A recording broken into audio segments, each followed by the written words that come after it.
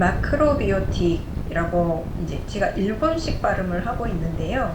이제 영어식 발음은 매크로바이오틱이라고 하겠죠. 마크로비오틱이란 무언가 이게 이름을 조금 분석해서 설명을 하면 보다 더 알기 쉬울 것 같아요.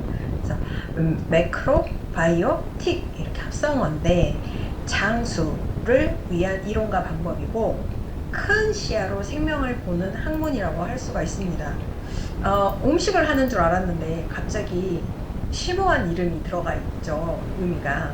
그래서 조금 의아해 하실 텐데 우리가 먹는 음식을 보는 관점을 바꾸는 그런 학문이라고 할 수가 있습니다. 그래서 마크로비오틱은 아름다운 삶을 사는 것, 이게 목표예요. 그리고 마크로비오틱의 궁극적인 또 목표는 자유와 평화입니다.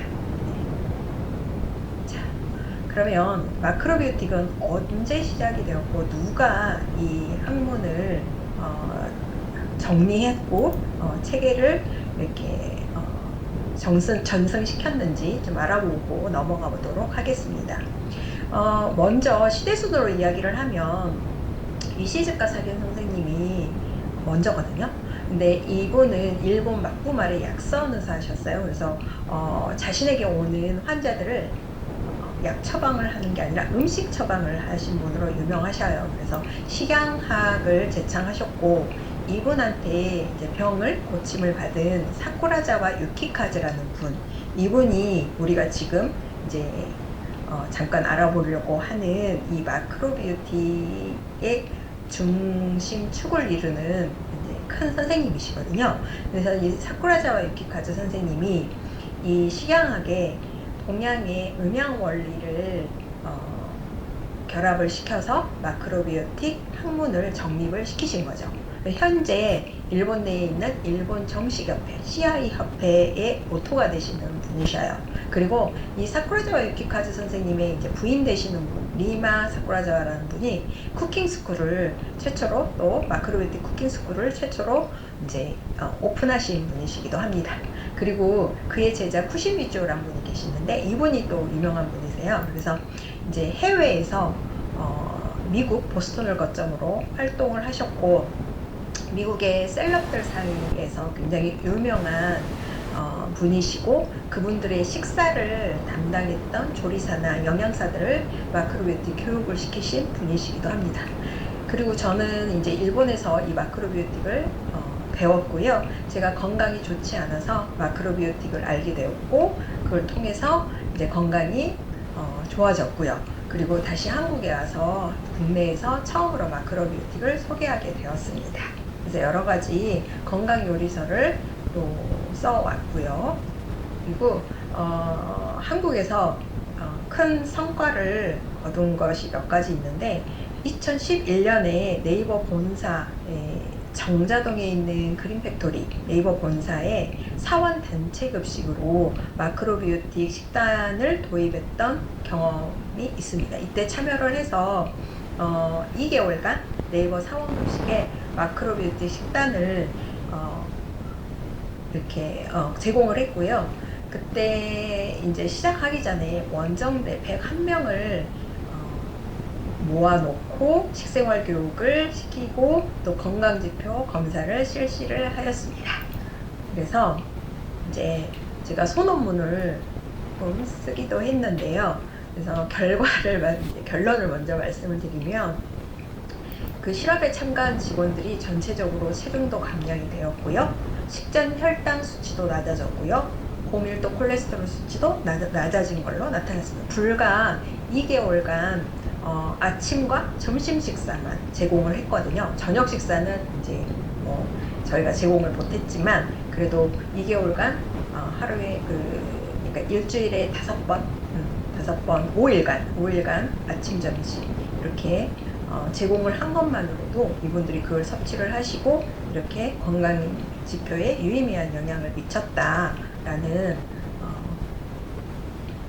결과를 얻었죠. 그래서 이런 지금 예시로 보이는 이런 도시락에다가 마크로비오틱 음식을 담아서 이렇게 제공을 했었습니다. 그리고 또 2014년에는 삼성의료원의 한식당이 있는데요. 한그루라는 한식당, 여기에서도 마크로비트 식단을 메뉴를 도입하고 제가 메뉴를 또 제공을 했습니다. 그리고 자, 본격적으로 마크로비오틱의 원칙에 대해서 잠깐 이제 제일 중요하죠. 마크로비오틱 원칙에 대해서 이야기를 해보도록 할게요. 먼저 신토부리인데요. 신토부리는 모두 다 알고 있는 것인데 현대에 들어와서 정말 지키기가 어렵더라고요. 왜냐하면 우리나라 식량 자급률이요 30%에 미치지 못해요. 그리고 우리가 내 손으로 내 밥을 해서 먹지 않는 이상 밖에서 사 먹거나 아니면 뭘 시켜서 먹거나 아니면 가공식품을 먹거나 하면 신토부리가 지켜지지 않는 실정입니다. 그도 그럴 것이 사용하고 있는 조미료가 한두 가지가 아니죠. 첨가물이 한두 가지가 아니죠. 그리고 또 주된 재료인 식재료 또한 전부 수입된 것들이 거의 대부분이기 때문에 우리가 하나하나 꼼꼼히 따져서 우리나라에서 나는, 우리 땅에서 나는 우리 제철의 음식을 먹고자 하는 그런 적극적인 자세가 아니면 신토부리가 지켜지질 않습니다. 그런데 왜 신토부리가 중요하냐? 우리 몸은 땅과, 그러니까 자연과 하나이기 때문에 그래요. 별개의 것이 아니에요. 건강이 건강이 나빠졌다는 것은 땅과 자연과 내가 따로 떨어져 있다는 증거이기도 하거든요. 그래서 신토부리가 제일 중요합니다. 그리고 두 번째는 이제 일물 전체라고 쓰여 있는데 한자가 조금 일본식 한자라서 좀 다르죠. 하나의 생명이 있는 것은요, 전체가 하나고 온전히 있어야지 그 생명의 빛을 발하도록 되어 있어요. 그래서 우리는 부분적으로 그 생명을 보지 않고 전체를 섭취를 함으로써 그 생명력을 받아들이고 우리의 생명을 유지하게 되어 있습니다. 이거는 그 다음에 나오는 음양의 조화와 연관이 깊습니다. 사실은. 왜냐하면 음양의 조화를 이루기 위해서는 신토부리도 일물 전체도 꼭 필요하기 때문이에요. 우리는 부분의 합이 전체라고 생각을 하고 있는데요. 사실은 부분의 합이 전체가 아닐 수 있다는 거 여러분도 아시죠? 왜냐면 아까 비타민C 이야기를 그 주제곡이 나와서 이제 저도 잠깐 그랬지만 비타민C가 귤이 아니기 때문이죠. 귤이 비타민C가 아니기 때문이죠. 귤이라고 하는 것은 비타민C 외에도 여러 가지 성분들이 유기적으로 결합되어 있어 상큼발랄하게 그리고 생기 있는 그런 귤이 되는 거잖아요. 그래서 그 귤을 먹는 것과 비타민C를 먹는 것과는 비타민C를 먹어놓고 내가 귤을 먹었다고 말하지는 않을 거예요.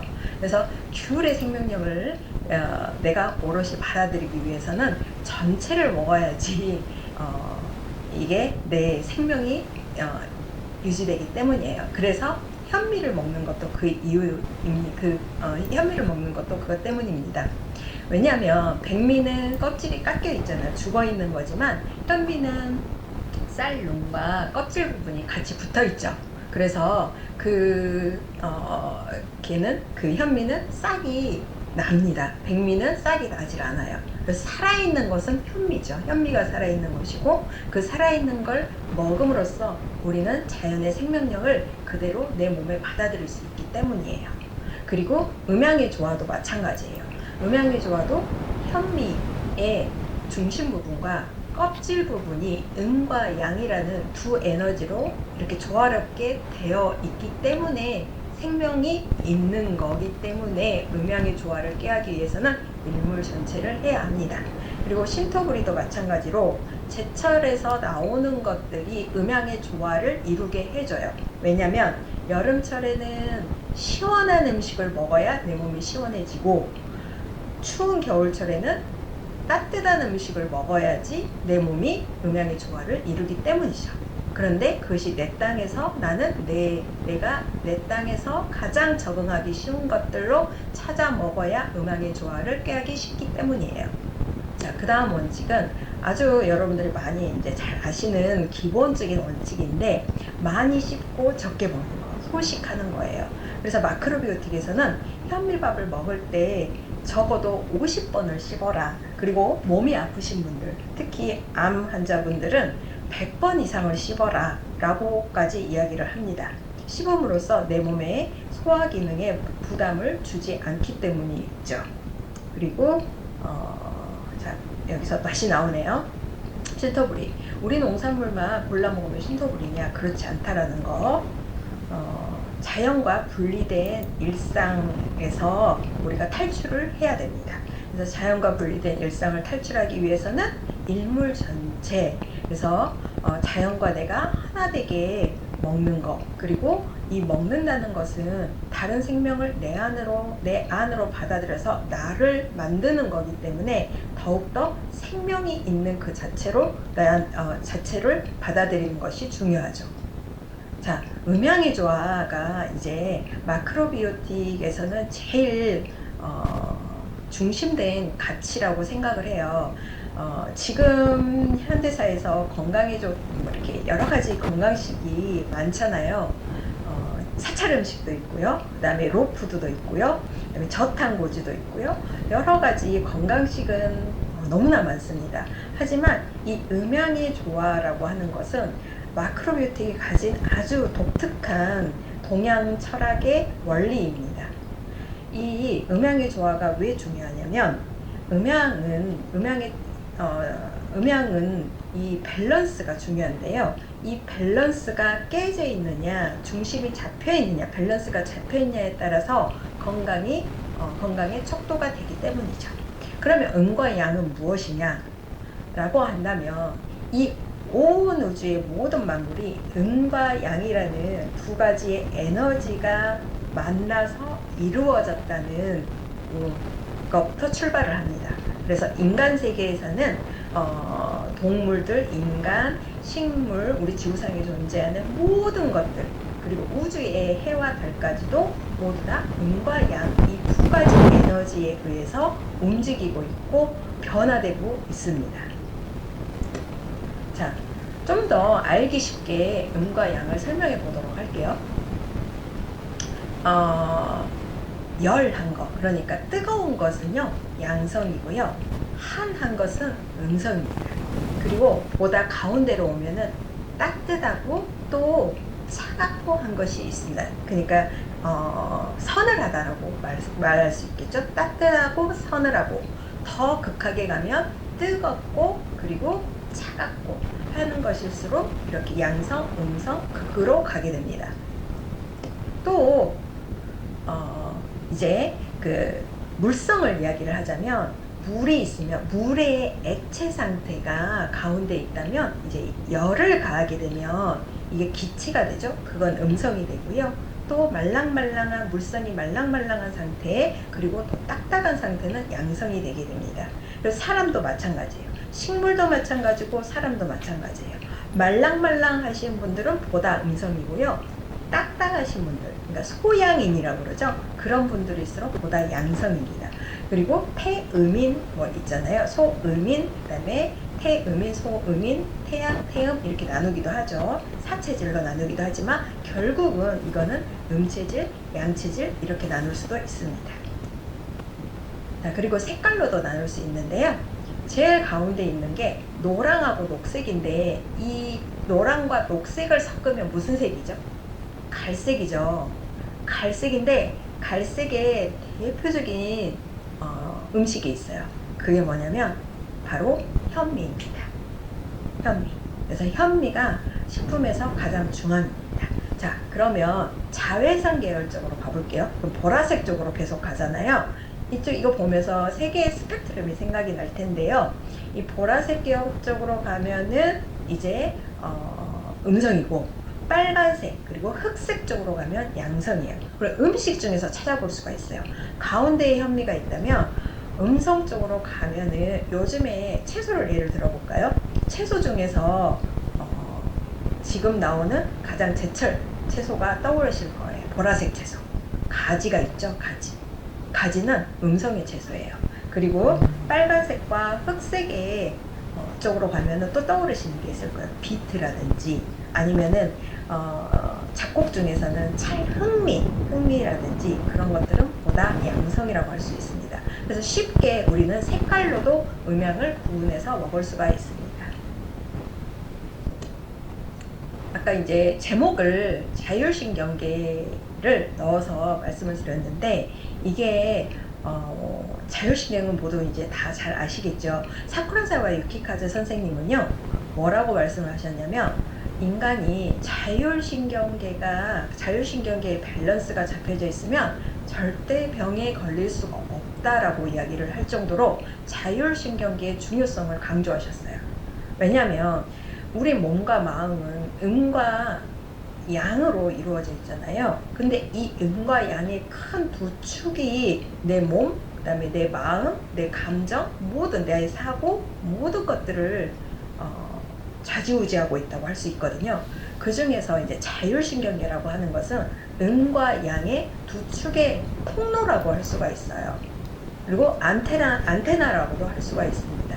그래서 교감신경은 음이라고 하고요. 부교감신경은 양이라고 하는데 이거의 이유는 뭐냐면 낮에 뜨는 해는 양성의 환경이거든요. 양성의 환경에서는 내 몸이 교감신경, 음이 돼요. 음성의 교감신경이 우위로 와요. 하지만 반대로 달이 뜨는 밤의 세계는 음성의 환경이거든요. 그때는 내 몸이 양성으로 치우칩니다. 그래서 안테나가 내면으로 향하게 되어 있어요. 그래서 릴렉스하게 되잖아요.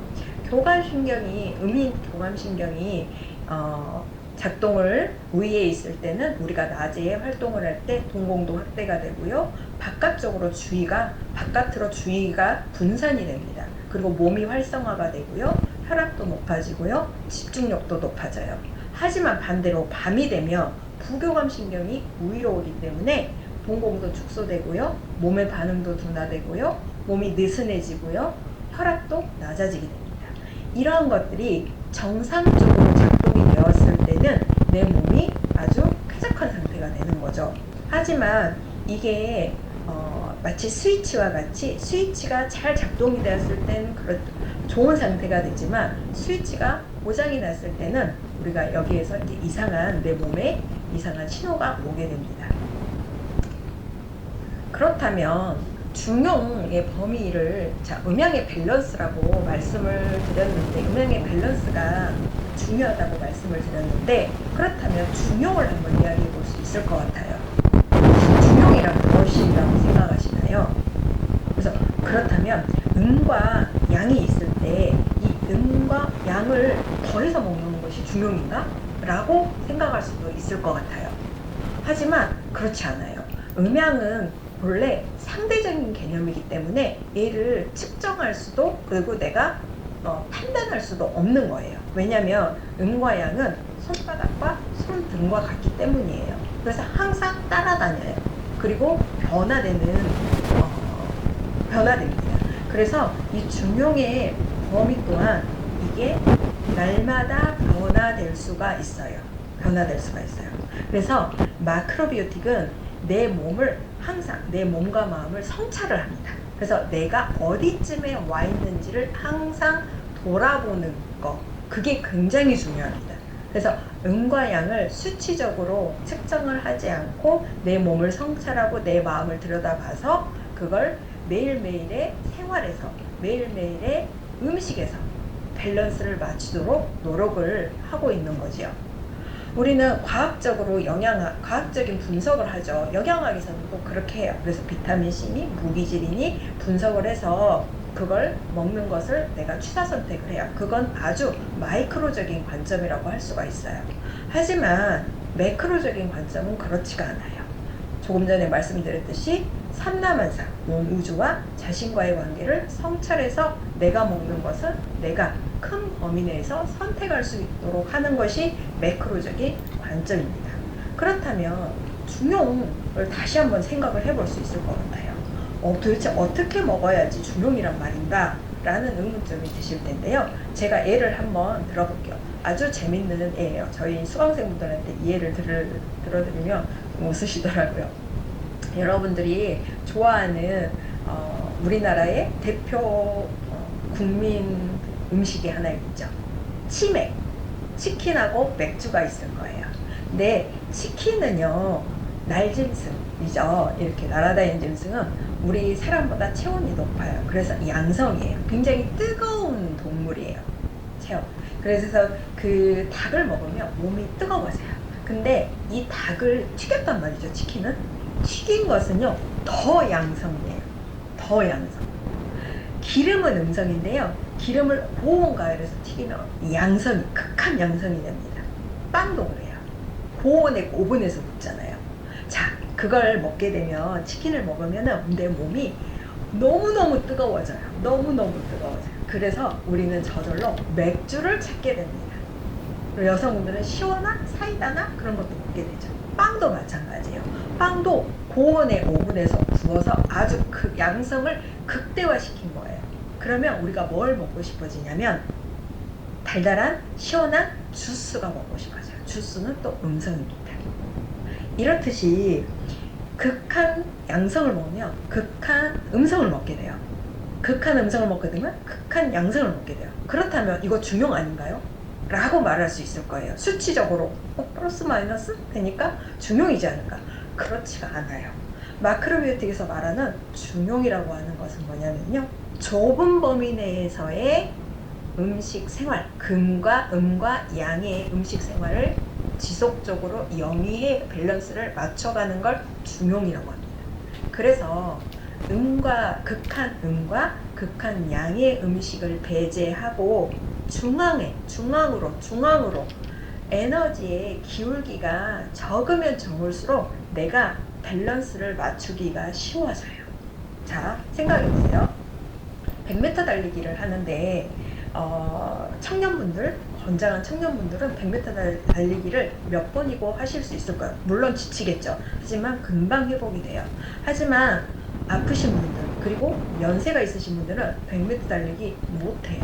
그리고 할 수 있다고 해도 회복이 느릴 거예요.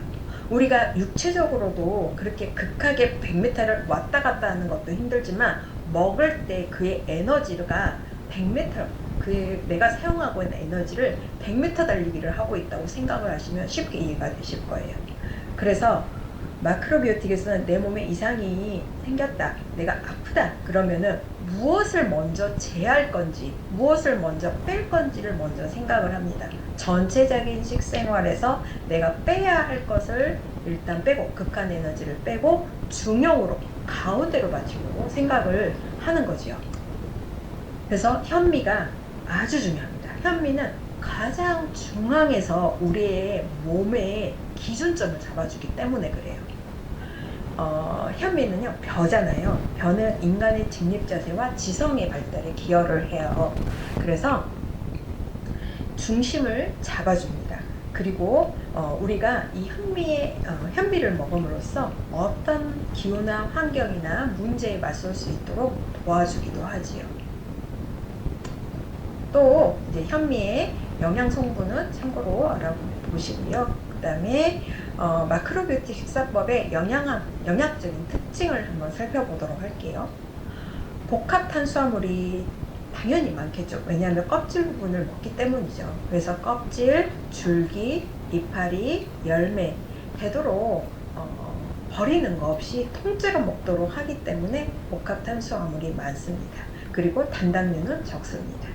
식물성 단백질이 많고요, 동물성 단백질이 적어요. 왜냐하면 동물성 음식을 금지하는 건 아니지만 자제하기를 권유합니다. 왜냐하면 동물은 극한 양성이기 때문에 그래요. 우리는 또 사람이잖아요. 사람은 동물이에요. 사람이 식물을 먹어야 중용을 유지하기 쉽기 때문에 동물이 동물을 먹는 것은 극한 양으로 치우치는 행위이기 때문에 동물성 음식을 자제하도록 하는 거죠. 그리고 전체적인 지방 섭취가 좋고 불포화 지방산이 많으며 포화 지방산이 적습니다. 그리고 영양소를 하루 3끼의 식사로부터 다양하게 섭취할 수가 있어요. 또 하나는 유기재배된 자연식품이나 전통제법으로 만들어진 식품을 잘 고르도록 하고 있습니다. 식재료는 일몰 전체를 사용을 하고요. 아까 말씀드린 가공식품, 요즘에 초가공식품이라고 그러죠. 초가공식품 같은 건 절제하도록 합니다. 그리고 식사 대부분은 천연의 식이섬유가 풍부하게 함유된 식품을 취하도록 하지요. 자, 우리 클래스에서 구체적으로 사용하고 있는 식품과 조미료를 잠깐 빨리 알아보도록 할게요. 소금은 죽염이나 암염 같은 걸 사용을 하고요. 간장은 전통제법으로 만든 한식간장, 양조간장 이런 것들을 쓰고요. 주로 생협에서 사용할 수 있는 것들을 사용하시면 대부분 이제 안전합니다. 된장도 그렇고요, 식초도 그렇고요, 감미료, 기름, 전통제법으로 만든 것들을 우선으로 하고, 기름이 나오긴 했지만 이 감미료와 기름은요 좀 자제를 하도록 하고 있습니다. 이유는 좀 시간이 많이 갈 것 같아서 넘기겠습니다. 자, 마크로비틱 식사법은 일본에서 만들어진 거긴 하지만은 일식을 먹는 게 아니에요. 어떤 나라에서 마크로비오틱을 하던 그 나라의 음식이 마크로비오틱 음식이 될 수가 있습니다. 왜냐면 그 나라에 맞는, 문화에 맞는, 그 지역에 맞는 적절한 식재료를 선택하기 때문이죠. 그래야지 음양의 조화를 이룰 수가 있습니다. 그리고 유연성 있는 식사법입니다. 그래서 연령별, 그 다음에 환경별에 따라서 유연성을 가지고 자기한테 맞춤 식사를 할 수 있는 게 마크로비오틱 식사입니다. 그리고 다양한 선택사항이 존재합니다. 그래서 절대로 먹어서는 안 되는 음식은 없습니다. 마크로비틱 식사법은 음식의 총체적 에너지와 영양의 밸런스를 고려함은 물론 그들의 상호 효과까지 고려한 폭넓은 사고에 기반을 두고 있습니다. 자, 그리고 잠깐 이것도 알아보시면, 이거는 식사 피라미드라고 하는데요. 가장 바탕에 있는 초록색은 일상의 기본식, 매일 먹어야 하는 음식이고요. 그 다음에 위에 있는 주황색 부분은요, 일주일에 수회 정도 옵션으로 가끔씩 먹어야 하는 거, 그리고 빨간색 부분은 월에 수회 정도, 이거는 먹어도 되고 안 먹어도 되는 거 정도로 생각하시면 되겠는데, 가장 밑 바탕에 깔려 있는 것이 통곡류죠. 그래서 현미를 50에서 60% 정도 섭취하게 합니다. 그리고 제철의 채소, 그리고 국찌개 스프, 김치류, 콩 가공식품, 해조류, 그 다음에 양념을 해야 하기 때문에 천연조미료를 사용하도록 합니다. 이렇게 해서 일상의 기본식이 되고요. 그 다음에 수혜의 이제 옵션으로 먹는 게 있고요. 우리가 여기서 이제 이야기해야 할 것들이 좀 있는데, 이 표를 봄으로써 우리가 일상식과 특별식을 구분하는 방법을 아셨으면 좋겠어요. 우리가 일상에 먹는 음식들은요, 일상식이에요. 그래서 특별한 음식을 찾으면 안 된다고 저는 생각을 해요. 저는 제 청소년기에 있는 아들이 하나 있는데, 그 아들이 맨날 이렇게 입버릇 전화하죠. 엄마, 오늘은 뭐 먹지? 뭐 특별한 거 없어? 특별한 거 없어? 그렇게 물어본다고요. 그러면 저의 대답은 그래요. 밥이랑 국이랑 김치 있지, 그거 먹어야지, 그렇게 이야기를 하거든요. 근데 아이가 말하는 특별한 거 없어? 뭐 없어? 오늘 저녁은 뭐야? 라고 물어보는 의도는 뻔해요. 특별한 걸 찾는 거죠. 그래서 지금 현대 식생활의 아이들의 음식의 문제점도 그거예요. 매일매일의 음식이 파티 음식이라는 거. 그리고 우리나라의 기본 상차림, 밥이 있고 국이 있고 발효식품이 있고 제철의 채소가 있는 그런 아주 소박한 상차림, 일상식을 잃어버렸기 때문에 지금 아이들의 건강 문제가 심각하다라고 저는 생각을 합니다. 근데 여러분들의 특별식은 어떠한가요? 여러분들의 특별식은 어느 정도로 드시고 계시나요? 매일의 식사가 특별식이 아닌지 한번 그것을 살펴보시는 것도 중요하고요. 두 번째는 이 표에 있듯이 내 밥상에 밥이 어느 정도 차지하는지, 통곡물이 몇 프로 정도 차지하는지도 꼭 그 비율도 한번 살펴봐 주시길 바래요. 그 비율도 중요합니다. 이게 매크로적인 관점입니다. 몸에 좋은 걸 찾아 먹는 것이 중요한 것이 아니라 전체적인 비율과 전체적인 횟수, 모든 식생활을 통해서 이런 것들이 균형을 이루었을 때 내가 건강한 식생활을 지속할 수가 있습니다. 자, 마크로비틱 식사법에 11가지 원칙이 있는데, 지금 말씀드린 주식과 부식이 구별이 되어야 합니다. 이거는 우리나라 전통 식사책이에요. 밥이 있고 국이 있고 반찬이 있는 이런 식사책이는 우리나라와 동양권 나라들이 있는 주된 그 식문화의 특징이죠. 그래서 이걸 잃어버리고 한 끼 한 그릇 음식으로 끝낸다든지 하는 것들은 어긋난 그런 식사 패턴이라고 할 수가 있습니다. 통곡물이 주식이어야 하고요. 동물성보다는 식물성 많아야 하고요. 되도록이면 생협에서 식재료를 고르도록 하세요. 또 다섯 번째는 이건 정말 정제 탄수화물하고 당류 섭취하는 걸 제한하셔야 해요. 그래서 곡물과 채소의 단맛으로 내 혀를 잘 길들이시길 바래요. 그리고 염분 섭취, 요거는 전통제법으로 만든 조미료부터 섭취하도록 합니다. 그리고 미량 영양소, 그다음에 카페인 대신에 현미차나 보리차. 그리고 아홉 번째는 제철에 맞는 식재료를 선택해야 되는데, 이게 또 안타까운 것이 제철의 식재료를 잘 모르시더라고요. 저는 그게 너무나 안타까워요. 그래서 저희 클래스에 오시는 분들이 이걸 배워가시긴 해요. 그래서 제철에 맞는 식재료를 선택하고 그거에 맞는 다듬는 방법이라든지 조리법이라든지 그런 것들을 아셔야 해요. 열 번째, 하루 활동량, 연령, 성별, 개인 등 상황 등에 맞춰서 유동성 있게 음식을 조절하고요. 그 다음에 날 음식, 그러니까 생채식이 좋다, 익힌 음식이 안 좋다, 그게 아니고요. 날 음식과 열조리 음식이 또 입에 밸런스예요. 그래서 이걸 계절과 컨디션에 맞게 섭취하도록 합니다. 자, 그래서 전통 한식이 부활이 되어야 된다고 저는 생각을 해요. 그래서 여러분들의 밥상을 한식으로 좀 채워줄 수 있으면 좋겠다라고 생각을 합니다.